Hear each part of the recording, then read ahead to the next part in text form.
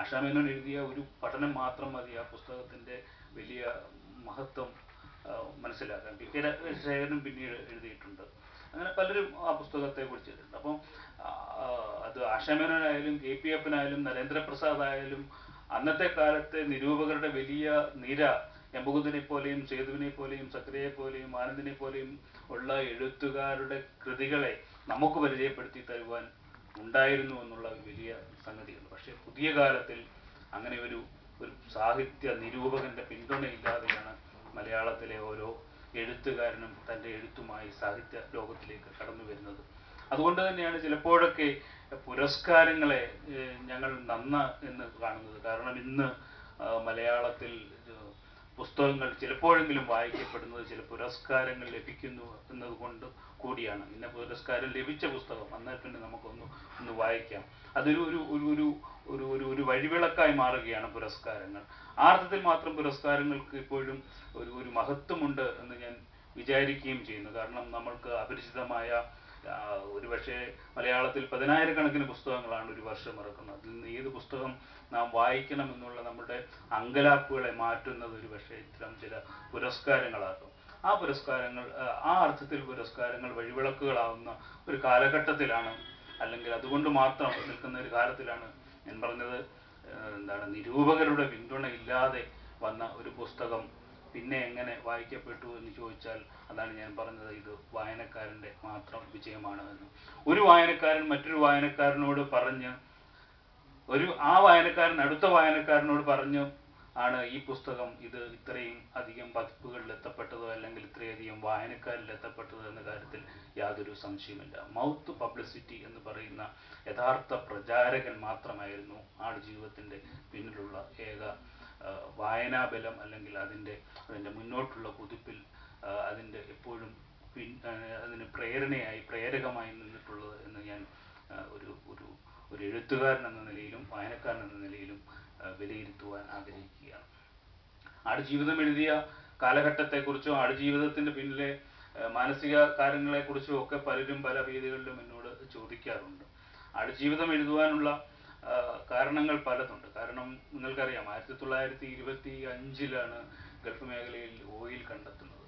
1932 മുതൽ ഗൾഫിലേക്ക് മലയാളികൾ ചേക്കേറാൻ തുടങ്ങിയതിൻ്റെ കഥകൾ നമുക്കറിയാം.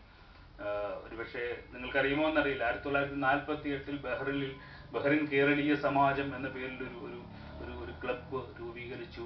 അതിൻ്റെ പ്രവർത്തനം തുടങ്ങി എന്ന് നമ്മൾ മനസ്സിലാക്കുമ്പോൾ നമ്മൾ അതിൽ നിന്ന് മനസ്സിലാക്കുന്നത് അതിനും വളരെ വർഷങ്ങൾക്ക് മുമ്പേ സംഘടിതമായ രീതിയിൽ മലയാളി ഗൾഫിലേക്ക് ചേക്കേറാൻ തുടങ്ങിയിരുന്നു എന്നുള്ളതാണ്. ഗോർഫക്കാൻ്റെ മരുഭൂമിയിലേക്ക് ഒറ്റപ്പെട്ട ഉരുവിൽ നിന്ന് ചാടികൾ ഗോർഫക്കാൻ മരുഭൂമിയിലേക്ക് ചെന്ന ചില കഥകൾ പറയുന്നുണ്ട്. അതൊക്കെ അതിന് ശേഷമുള്ള കഥയാണെങ്കിൽ പോലും അതിനൊക്കെ മുമ്പേ തന്നെ ഓയിൽ ഫീൽഡിലേക്കും മെഡിക്കൽ ഫീൽഡിലേക്കും ബഹ്റിൻ പോലെയുള്ള രാജ്യങ്ങളിലേക്ക് മലയാളികൾ എത്തപ്പെട്ടിരുന്നു എന്നുള്ളതാണ്. ആ ചരിത്രം പരിശോധിച്ചാൽ ഇപ്പോൾ പ്രവാസത്തിൻ്റെ 50 വർഷങ്ങളെന്ന തരത്തിലുള്ള ചില ആഘോഷങ്ങളൊക്കെ ഗൾഫ് നാട്ടിൽ നടക്കുന്നുണ്ട്.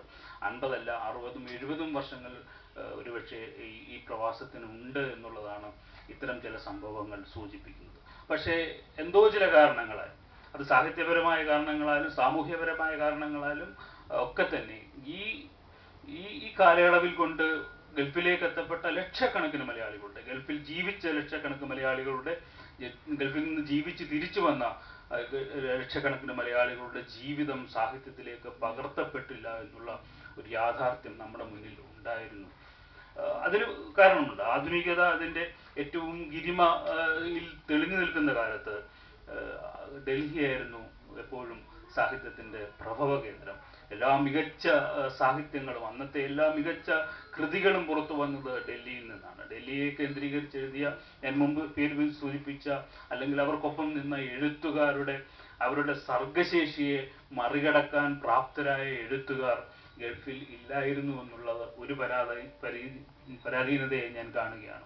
അവർ അത്രയും മികച്ച എഴുത്തുകാരായിരുന്നു. ഒ.വി. വിജയൻ്റെയും എമ്മുകുന്ദൻ്റെയും സേതുവിൻ്റെയും സക്രിയയുടെയും ഒക്കെ മുകളിൽ എഴുതാൻ കഴിയുന്ന ഒരാൾ അന്ന് എങ്ങനെയാണ് ഗൾഫിൽ നിന്നുണ്ടാവുക? എന്തുകൊണ്ട് ഉണ്ടായില്ല എന്ന് നമ്മൾ ചിന്തിക്കുമ്പോൾ ഗൾഫിലേക്ക് പോയ ആദ്യകാല കുടിയേറ്റക്കാർ അത്തരത്തിൽ സാഹിത്യ പരിചയമുള്ളവരോ സാഹിത്യസ്നേഹികളായിരുന്നിരിക്കാം, വായന ഉണ്ടായിരുന്നിരിക്കാം. ബഹ്റിൻ കേരളീയ സമാജം തന്നെ ഒരു ലൈബ്രറിയുടെ പേരിലാണ് ആദ്യം രൂപീകരിക്കപ്പെട്ടത് എന്ന് ഞാൻ കേട്ടിട്ടുണ്ട്. സാഹിത്യസ്നേഹികളായിരിക്കാം, പക്ഷേ അവരുടെ അനുഭവങ്ങളെ വാക്കുകളായി പരിവർത്തനം ചെയ്യുവാൻ കഴിവുള്ള ആൾക്കാർ അവിടെ ഇല്ലായിരുന്നു എന്നുള്ള ഒരു യാഥാർത്ഥ്യമുണ്ട്. മൂന്നാമത്തെ കാര്യം നിശ്ചയമായിട്ടും ആ രാജ്യങ്ങളിൽ ഉണ്ടായിരുന്ന ചില നിയമങ്ങൾ, പലപ്പോഴും സെൻസറിങ് ഉൾപ്പെടെയുള്ള നിയമങ്ങൾ, കർശനമായ നിയമങ്ങൾ, ഇത്തരം ചില ജീവിത സാഹചര്യങ്ങൾ സാഹിത്യത്തിലൂടെ ആവിഷ്കരിക്കുന്നതിൽ ചില തടസ്സങ്ങൾ ഉണ്ടായിട്ടുണ്ട്. നിങ്ങൾക്ക് ഓർമ്മയുണ്ടോ എന്നറിയത്തില്ല, 1980-കളിലാണ് ശവന്തീനി ഉറുമ്പുകൾ എന്നൊരു നാടകം ഷാർജയിൽ അവതരിപ്പിക്കപ്പെട്ടു എന്നതിൻ്റെ പേരിൽ അവിടുത്തെ 8 മലയാളികൾ വധശിക്ഷയ്ക്ക് വിധിക്കപ്പെട്ട ഒരു അനുഭവമുണ്ട്. പിന്നീട് ഇന്ത്യ ഗവൺമെൻറ്റൊക്കെ വളരെ ശക്തമായ രീതിയിൽ ഇടപെട്ടതിനെ തുടർന്നാണ് അവരെ നാട് കടത്തിക്കൊണ്ട് ആ കേസ് പിൻവലിച്ചത്. അത്തരത്തിൽ അതുകൊണ്ട് തന്നെ അവിടെ നിലനിൽക്കുന്ന ഒരു എഴുത്തുകാരൻ, അല്ലെങ്കിൽ എഴുത്തുകാരനാകുവാൻ ആഗ്രഹിക്കുന്ന ഒരാളെ സംബന്ധിച്ചിടത്തോളം അയാൾ തൻ്റെ ജീവൻ്റെ വില കൂടി കൊടുത്തുകൊണ്ട് വേണം ഒരു പക്ഷേ അവൻ്റെ പരിസരങ്ങളെക്കുറിച്ച്, അവൻ്റെ സമൂഹത്തെക്കുറിച്ച്, അവൻ്റെ ജീവിതത്തെക്കുറിച്ച് എഴുതാൻ എന്നുള്ളത് കൊണ്ട് ഒരു പക്ഷേ അവൻ്റെ മുൻഗണന സാഹിത്യമല്ല ജീവിതമാണ് എന്ന് വരുമ്പോൾ ചിലപ്പോൾ നമ്മൾ നമ്മുടെ എഴുത്തിൽ നിന്ന് പിന്നാക്കം മാറാനുള്ള ഒരു അവസ്ഥയുണ്ട്. ഈ 3 അവസ്ഥകൾ കൊണ്ടാവാം ഒരു പക്ഷേ മലയാള സാഹിത്യത്തിൽ ഈ ഗൾഫ് ജീവിതം, മലയാള